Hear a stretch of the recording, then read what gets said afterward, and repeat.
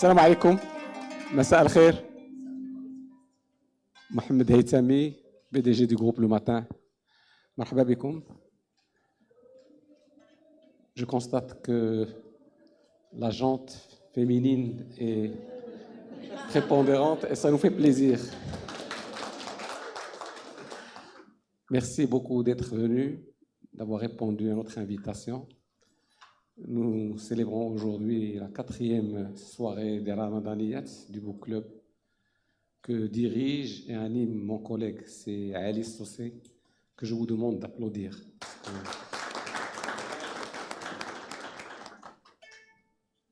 Soufisme et coaching. J'avoue que moi, le titre m'avait intrigué. Je n'ai pas encore lu le livre, il vient d'être dédicacé, mais je vais vous faire part un petit peu de ma réflexion, somme toute ordinaire. Au départ, on a l'impression que peut-être que soufisme et coaching ne se rencontrent pas. Mais quand j'ai réfléchi un peu, j'ai trouvé que dans le soufisme, il y a cheikh ou mourid. Donc c'est une relation entre. Et dans le coaching, en général, c'est aussi un coach et un coaché. Donc il y a une relation unipersonnelle. La deuxième réflexion à laquelle je suis arrivé, c'est que dans le soufisme, on essaye de se réconcilier avec soi-même, avec Dieu. Et dans le coaching, on essaye de trouver un terrain d'entente avec l'autre, qui est aussi une créature de Dieu. Et puis, ce livre-là m'a intrigué parce qu'en vérité, il y a un quatuor. Il y a 4 personnes qui sont là. Un anthropologue, qui est Sefouzi Sqalli, qu'on a eu l'occasion de recevoir dans un autre contexte. Et aussi, disons, un coach et 2 autres personnes qui observent et qui reprennent les idées et forces qui sont là. Et j'ai vu juste le sommaire. Et dans le sommaire, il y a des questions, effectivement, qui peuvent nous interpeller. C'est quoi être soufiste aujourd'hui? C'est quoi être coach? Quelle est la fonction sociale de ces 2, je ne dirais pas métiers, bon, peut-être que c'est un métier, mais ce sont 2 vocations. Je pense qu'on parle plus de vocation. Et quand on parle de vocation, on est obligé d'aller vers le mystique, vers la croyance. Et je ne vais pas être plus long parce que je n'ai plus rien à dire. Je vais demander à ma collègue, Nabila Mkas, c'est une dame qui bouge et qui change. Hier, elle a animé un truc de sport pour nous et aujourd'hui, elle est là. Merci Nabila d'être parmi nous. Je salue tous les collègues qui sont ici et toutes les équipes du groupe Le Matin. Vous savez, on fait tout en général en interne. Nécessité oblige. Et je te cède la parole. Et je remercie. Alors, Mohsin Ayouch, j'ai oublié. C'est une connaissance de plus de 50 ans. Je l'ai connu quand j'avais l'âge de l'insouciance. Et lui, il avait l'âge de la raison et du sérieux. Il est juste un petit peu plus âgé que moi. Mais nous avons passé des moments ensemble, notamment dans sa famille, chez sa maman, dans sa maison. Et on s'est perdu de vue pendant de longues années. Et j'étais très heureux de le rencontrer aujourd'hui et d'avoir ces retrouvailles mystiques. Merci beaucoup. Merci, Monsieur Haytami. Merci pour votre témoignage sur toi. Je ne vais pas dormir le soir. C'est gentil. Merci à toutes et à tous d'avoir répondu présent à cet événement. Et comme vous l'avez bien dit, c'est Haytami, l'objectif justement du Book Club, non seulement de cultiver la culture de la lecture au Maroc et particulièrement chez les jeunes, mais aussi et surtout célébrer ces moments de retrouvailles. Excusez-moi, madame. Je vous en prie. Vous pouvez un petit peu éloigner le micro parce que ça résonne énormément. Je vous en prie. De toute façon, moi j'ai une voix qui porte. Ça va comme ça?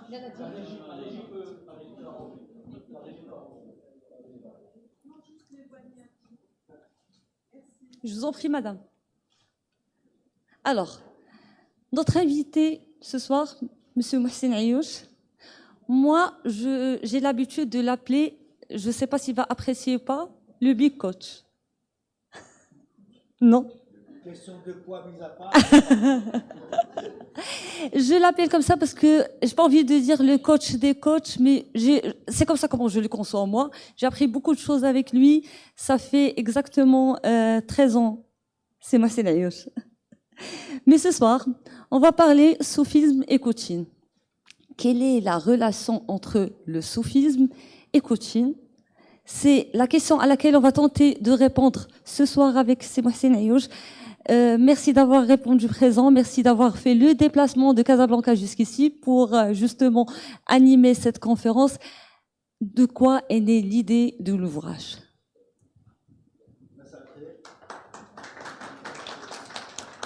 Est-ce que je peux le faire sans micro? Est-ce que ma voix porte? Ah, ok. Alors. Merci. Nabila, tu dis que je fais le déplacement. Qui ne le ferait pas pour rencontrer ce beau public? La récompense est là. Merci d'être là. Merci pour votre invitation. Et donc, quelle est la relation? Les soufis ont l'habitude de procéder par histoire, par conte, par allégorie, métaphore. Alors, je vais vous raconter l'histoire véridique de ce livre. Moi, j'ai fait des études de Sciences Po, de relations internationales, de management. J'ai eu une carrière de manager pendant 24 ans, et puis est venu pour moi le temps de changer. Donc, vers les années 2004, c'est ça, je me suis orienté vers le coaching. C'était tout nouveau, j'ai fait mes formations en 2 ans. Et quand j'ai découvert cette discipline, ce métier, je me suis posé la question suivante. À savoir, excusez le terme, ce truc, ce bidule, qui nous vient du sport et des États-Unis, qui a fait 2 migrations. La première vers le monde des organisations et la deuxième vers l'Europe. Et qui nous arrive, qu'est-ce que nous allons en faire, nous autres arabo-musulmans? Est-ce qu'on va en faire du copier-coller? Est-ce que c'est de la mode? En quoi ça nous parle? Voilà les questions que je m'étais posées à l'époque pendant ma formation. Et comme il y a un mémoire de certification, j'ai fait mon mémoire sur le coaching et la culture arabo-musulmane. Et en commençant à travailler, je me dis, attention, il ne faut pas que je tombe dans l'erreur classique que nous avons eue dans le monde arabe, à chaque fois qu'il y a quelque chose de nouveau, nous avions 2 voies, pas 3. Il y a imma shibida haram, on ne prend pas, y compris la machine à vapeur. Il y a imma, tout ça est chez nous, il ne fait que nous copier. Et on va trouver un petit hadith de Omar ibn Khattab ou Abi Talib. Ah, c'est ça le coaching. Il fallait éviter ça. Il fallait revenir au temps de Diwan, où nous étions curieux, où nous avons pu enrichir la philosophie, la culture mondiale, en étant nous-mêmes ouverts, en n'étant ni dans le bid'a, ni dans Hachidielna. Et donc, bien entendu, le coaching n'est pas d'origine arabe. Vous êtes d'accord? Bien entendu que dans l'histoire, ma kaishi wa hachina n'taqshi kalima qaliba le coaching ou la Hachidielna. Par contre, le coaching est un métier de l'accompagnement. Et donc, je suis allé voir quels sont les modes d'accompagnement que nous avons développés dans notre culture arabo-musulmane. À l'époque, j'en ai trouvé 2. L'accompagnement spirituel, soufi, et l'accompagnement au métier, le compagnonnage. Parce que le ma'allam, quand il prenait avec lui un muta'allim, muta'allim, c'était quoi sa mission? C'est pas seulement de lui apprendre la technique du métier. Sa mission, c'est de lui transmettre toute la culture du métier.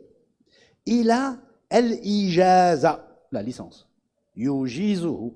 Il a à ce que le ma'allim reconnaisse que son muta'allim est devenu assez ma'allim pour enseigner. Et donc, un premier mémoire pour certification, le coaching et la culture arabo-musulmane. Ma conclusion était la suivante. Certes, le coaching est un métier transculturel, à savoir qu'il traverse l'ensemble des cultures. Pourquoi? Parce qu'il s'intéresse, il s'adresse à l'être humain en tant qu'être humain. Donc il est très transculturel. Sauf que il ne peut pas se permettre d'être métaculturel. Il ne peut pas s'installer en dehors de la culture. Parce que quand vous accompagnez une personne, vous l'accompagnez dans sa culture. Quand vous accompagnez une équipe entrepreneuriale, vous l'accompagnez dans sa culture d'entreprise. Et donc voilà, un petit mémoire, tranquille, j'ai eu ma certification, mais j'étais resté sur ma faim. Alors qu'est-ce que je fais? Il m'arrive l'idée, donc, compagnonnage, très bien, c'est connu, assez, mais le soufisme, il y a quelque chose qui m'a interpellé. Et donc j'ai conçu en 2006, les dates sont très importantes, ça va un peu durer, mais ça donne le là. Je vous en prie. Donc j'ai eu ma certification en 2006, je quitte ma carrière de manager, je m'installe en tant que coach, mais je conçois un livre que j'avais nommé à l'époque, titre provisoire, Le coach et le soufi, et c'était un livre d'entretien entre un coach et un soufi. Moi, je débutais dans le métier, je n'avais pas assez de background pour intervenir moi-même, et donc j'ai fait le pitch, comme on dit aujourd'hui, j'ai fait un premier sommaire, j'ai mis ça dans un dossier, et puis la vie étant ce qu'elle est, je suis passé à une autre situation professionnelle, le cabinet et tout ça, et ça a duré, ça a duré. Et puis, j'ai fait des rencontres dans ce domaine-là. Et une fois, un ami, Christian Lessienne, il y a son nom là-dedans, avec lequel nous travaillons ensemble, me dit, j'ai une amie qui va venir au Festival des cultures soufis de Fès. Est-ce que ça te dirait de la rencontrer? Avec plaisir. On prend rendez-vous, les dates sont aussi très importantes. Le 13 juin 2010, à Fès, et on discute. Il y avait ma femme avec moi, et c'est bien parce que ça m'a fait un témoin, parce que ce qui s'est passé est un peu particulier.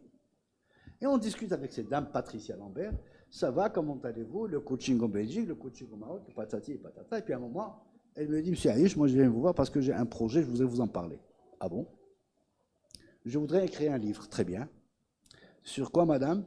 Sur le soufisme et le coaching. Imaginez ma tête.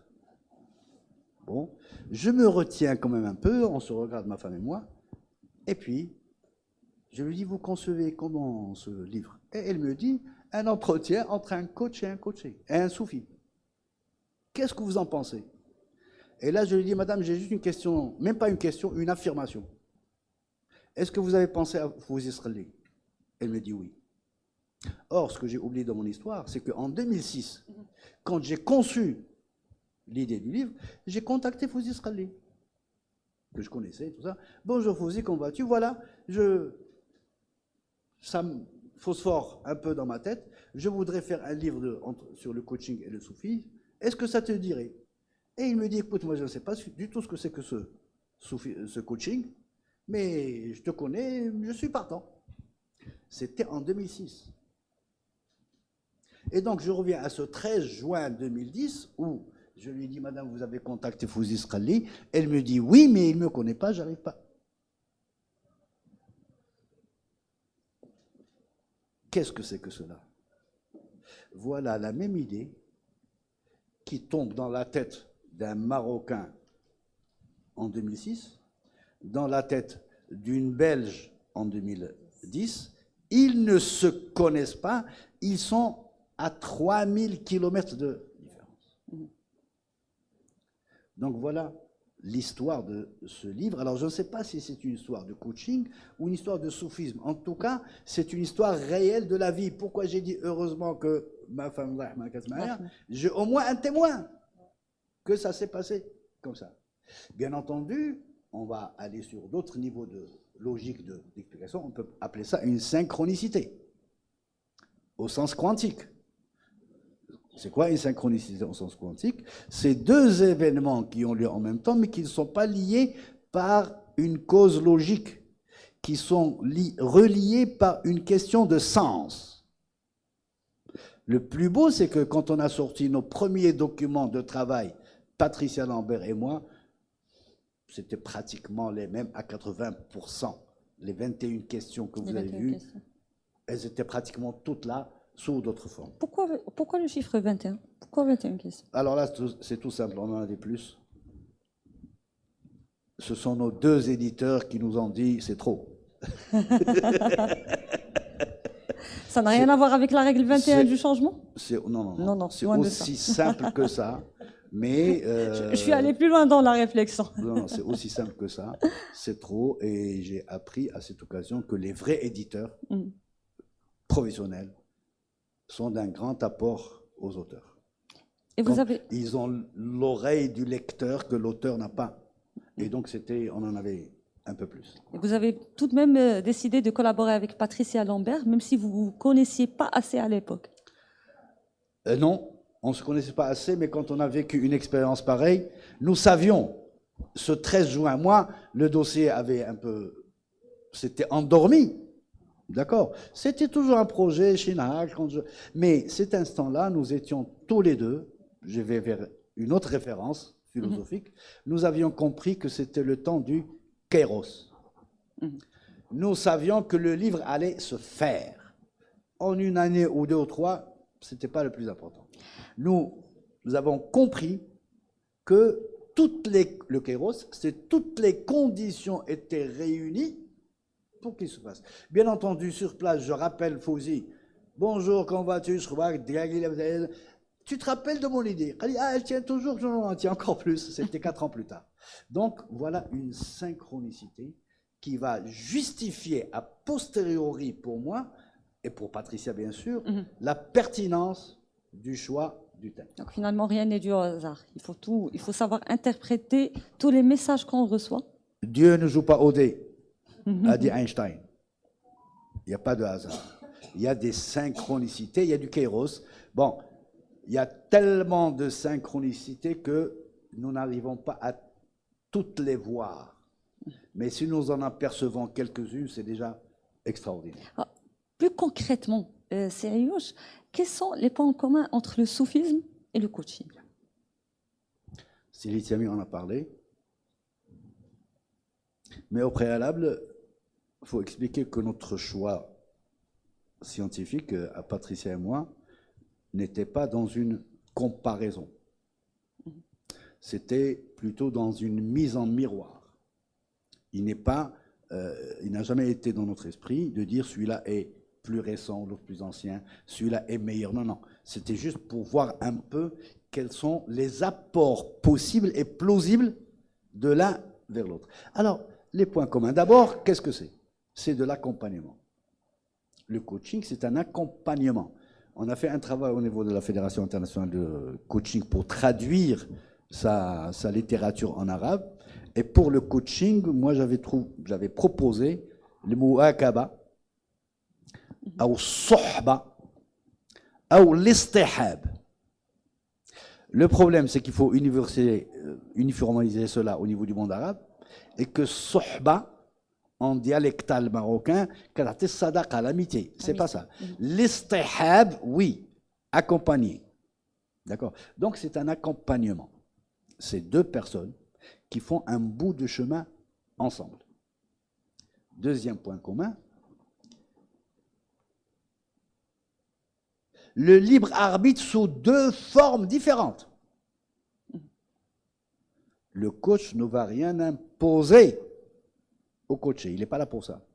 Il ne va même pas le conseiller, ni le guider, ni être un consultant pour lui. Ni le former. Et encore moins le former. Merci. Le maître va accompagner son disciple dans une relation un peu particulière où le disciple va léguer au maître beaucoup plus que ce ne va léguer le client au coach. Pourquoi? J'y reviendrai tout à l'heure. Les enjeux sont fondamentalement différents. D'accord? Et puis, l'autre point commun, c'est que l'enjeu de l'accompagnement, c'est que le disciple ou le coaché atteigne ce qu'ils veulent atteindre. Le coaché réaliser ses objectifs, le disciple se cheminer sur la voie. D'accord? Il y a ces points communs, ces similitudes, voilà, on peut dire ces similitudes, mais le fond va rester différent. Le maître soufi va parler par métaphore, par histoire, par énigme, par silence. Le coach également va utiliser des outils et des moyens qui ne sont pas ceux du consultant, du professeur, du formateur. Où est-ce que les deux se séparent-ils? Les enjeux. Les enjeux ne sont pas les mêmes. Là, nous sommes dans un métier, dans un contrat, dans une rémunération, et ce n'est pas donné, je préfère vous le dire, d'accord, et limité dans le temps. Un coaching qui dépasse 6 mois, il faut se poser des questions. D'accord? De l'autre côté, il y a une relation qui n'est pas définie dans le temps, mais qui peut être suspendue à n'importe quel moment. De part ou d'autre, nous avons de grands maîtres soufis, Ibn Arabi par exemple, qui a eu pas moins de 76 maîtres, dont 6 femmes. Et il décrit la relation à ces maîtres-là dans un petit livret extraordinaire qui s'appelle « Les maîtres soufis d'Andalousie ». D'accord? Maintenant, les enjeux sont différents. L'enjeu du coaching, c'est comment améliorer ceci ou cela. Comment développer un comportement. Comment réduire ceci. Comment prendre un nouveau poste. Comment prendre la parole en public. Des choses, entre guillemets, terrestres. L'enjeu du soufi est ailleurs. J'ai pour cela un exemple.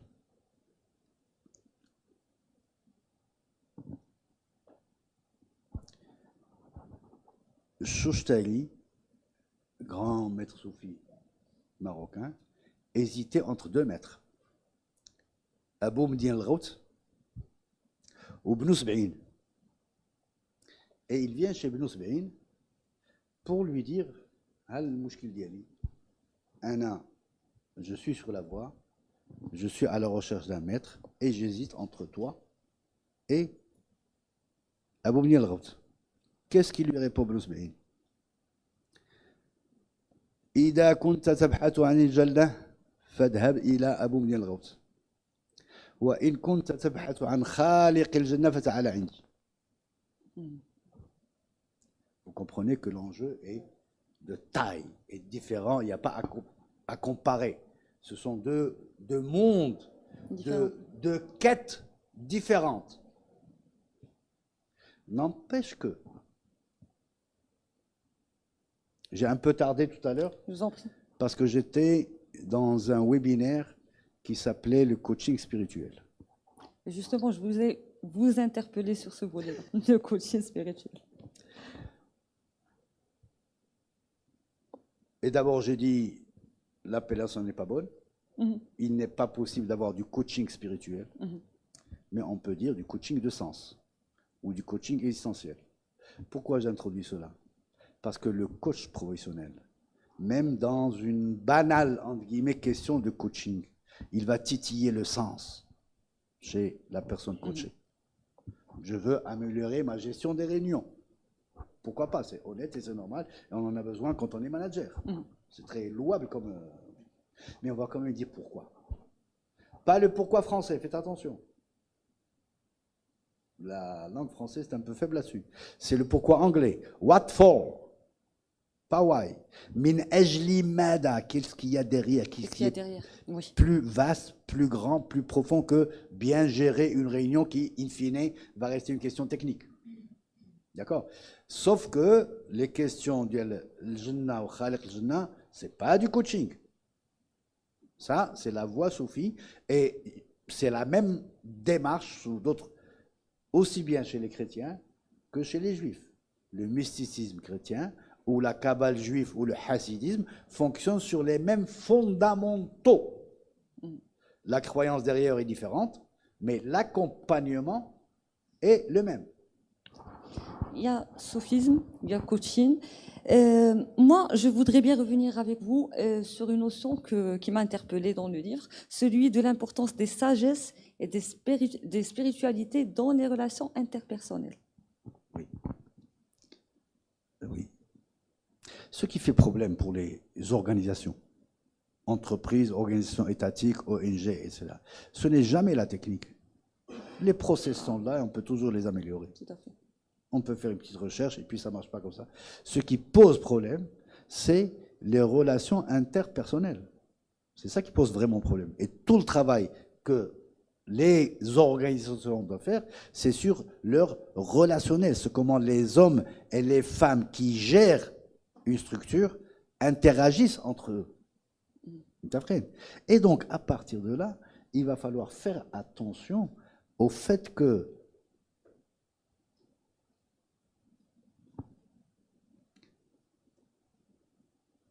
la connaissance de l'autre va passer par la connaissance de soi. Quand on dit une quête spirituelle, notre culture, le vécu de l'humanité va faire relier cela tout de suite à la religion. Ben, ce n'est pas vrai. C'est vrai partiellement. La spiritualité est différente et distincte de la religiosité. La spiritualité est supra et anté-religion. Les manifestations de la quête spirituelle sont antérieures aux religions révélées. Les anthropologues savent qu'il y a des traces de quête, de comportement, de pratiques spirituelles bien avant la révélation des religions. Alors, qu'est-ce que devient la spiritualité? Eh bien, c'est la quête de sens. Quand on est dans la religion, on va aller dans une quête de sens religieuse, on va aller à la rencontre de l'ultime, quel que soit le nom qu'on lui attribue, mais même quand on est athée, la quête spirituelle est là. Il y a un très joli livre là-dessus, Une spiritualité sans Dieu de Korkouf. Pourquoi? Parce que la spiritualité est la quête spirituelle, la quête de sens est un attribut de l'être humain. C'est, à mon sens aujourd'hui, le seul distinguo qu'il existe entre nous et les animaux. Il y a quelques années, nous croyions que ce qui nous distinguait aussi des animaux, c'est les émotions. Non. Les animaux ont des émotions et il y a l'un des métiers qui se développe de manière très professionnelle, il faut le reconnaître, psychologue pour animaux. Et c'est un métier à respecter. Ils savent et ils détectent la dépression ou la schizophrénie ou tout ça. Et donc, l'être humain est devenu être humain, Homo sapiens, ne se distinguait du néandertal que quand il s'est posé les questions existentielles. Qu'est-ce que je fais sur Terre? Qui a créé tout cela? C'est quoi la finalité? Et quand je ne serai plus là, qu'est-ce qui se passera? Et donc, la quête de sens est, pour moi, la définition de la spiritualité. Après, cette quête de spiritualité, on va la colorer, l'aromatiser, la bonifier, chacun avec sa croyance religieuse. Et les grands maîtres soufis, les grands mystiques chrétiens, les grands hassidites juifs ne vont même plus être dans la croyance religieuse. Appelons ce poème d'Ibn Arabi. Al-hubbu dini wa imani. Par-delà, Ka'bata ta'ifin, mishafu qur'anin, diru ruhbanin, et tout cela. On va transcender le niveau religieux pour s'installer au niveau spirituel et où il n'y a pratiquement plus de différence entre les religions parce qu'on est dans la quête du sens ultime pour les soufis. Alors, l'emprunt ou le passage entre soufisme et coaching, c'est qu'un coaching bien construit va titiller, va questionner la question de sens derrière la demande formulée, transformée en langage moderne, d'objectifs à atteindre, d'indicateurs de suivi, de bidules de mesure et tout ça. Un coaching bien construit, comme vous venez de le dire. Le coaching, c'est une relation dans laquelle le coach accompagne un coaché à atteindre ses propres objectifs. Et il ne l'influence pas, il ne le forme pas et il ne le conseille pas. Il y a 6 ans, si je ne me trompe pas, nous avions fait un reportage au niveau du groupe Le Matin, c'était sur la réalité du coaching au Maroc. Et à l'époque, on avait dit qu'il fallait une réglementation du métier. Qu'est-ce que vous en pensez aujourd'hui? Bien, alors je suis tout à fait contre.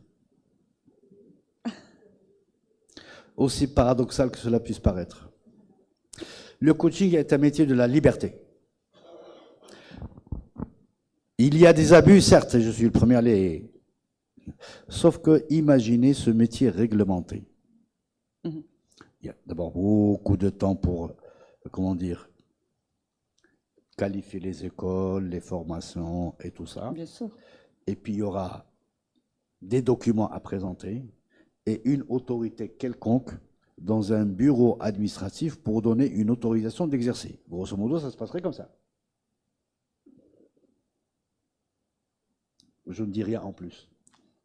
Parce que dans des situations pareilles, nous aurons des coachs avec leur carte d'exercice qui n'ont aucune qualification réelle. Okay. D'autres exemples, des pays tels que les États-Unis et l'Europe n'ont rien réglementé. Ce qu'ils ont mis en place au niveau européen, c'est une directive européenne sur les métiers de l'accompagnement, parmi lesquels il y a le coaching. C'est un débat qui existe dans l'association des coachs du Maroc. Les gens disent qu'il faut réglementer une loi, un ceci, un décret. Moi, je dirais plutôt... Pourquoi pas? Personnellement, tel que je vis dans ce pays depuis 69 ans, évidemment, on se connaît beaucoup un peu plus, je dévoile un secret, la réglementation ne règle pas de problème. Il y a bien un ordre des avocats, un ordre des notaires, il y a bien le barreau des avocats, il y a bien le syndicat national de la presse. Regardez ce qui se passe. Sérieux, il y a beaucoup de personnes avec leur carte de presse. Pardon. Comment protéger aujourd'hui le client, le consommateur? Ah, bien.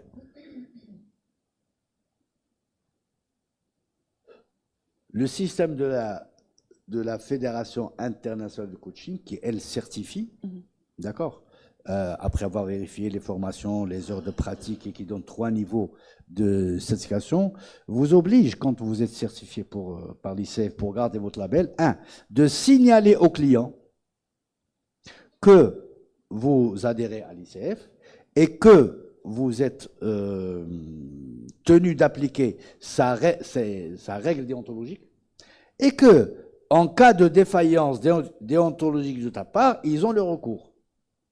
Et le comité d'éthique et tout ça va aller jusqu'à te retirer ta certification. Il ne peut pas t'interdire de travailler, nous sommes dans un... Ce n'est pas le cas, par exemple, des notaires ou des avocats ou des médecins, où le barreau peut, ou l'ordre peut rayer. D'accord. Donc voilà ce qu'il y a de réel, de possible. Et les coachs professionnels qui exercent le métier signalent, moi dans mes contrats, j'adhère, je suis membre, j'adhère et voici le site où il y a la charte déontologique. En cas de défaillance déontologique, je suis redevable auprès de cette et sur le contrat, bien sûr, on met tout. On met le prix, la durée du coaching et tout. Nous sommes sur Terre. Je préfère qu'on fasse une petite pause. Avec plaisir.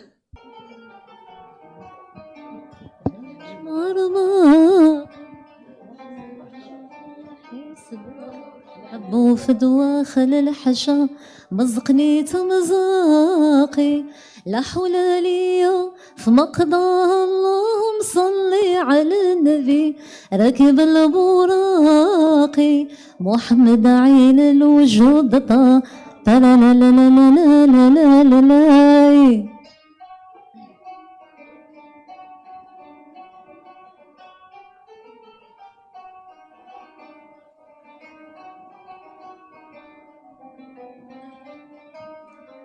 حب الماحي سيد البشر في قلبي رسى محبته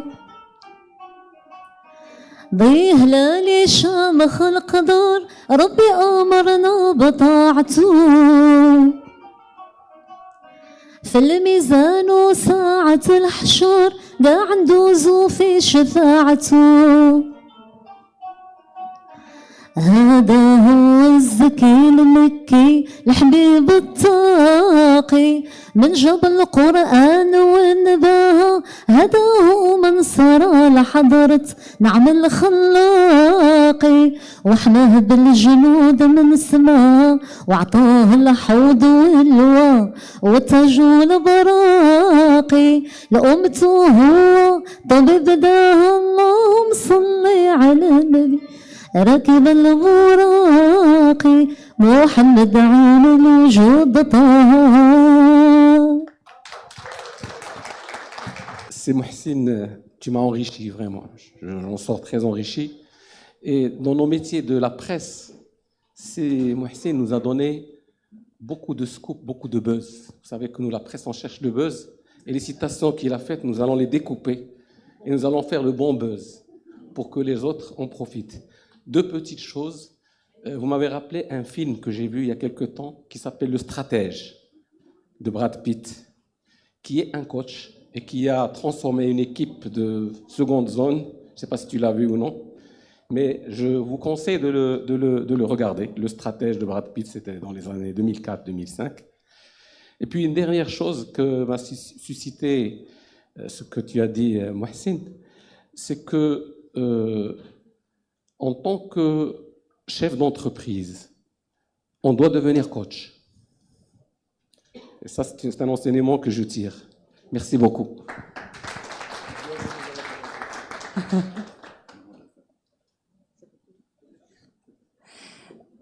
La vérité, واخا نبقاو كنسمعوا لسي محسن عيوش شحال ما كنسمعوا ما كنسمعوش effectivement. Personnellement, moi aussi, je suis coach certifié depuis 2012, mais je ne pratique pas, non. Je fais de la communication sur le métier. C'est différent.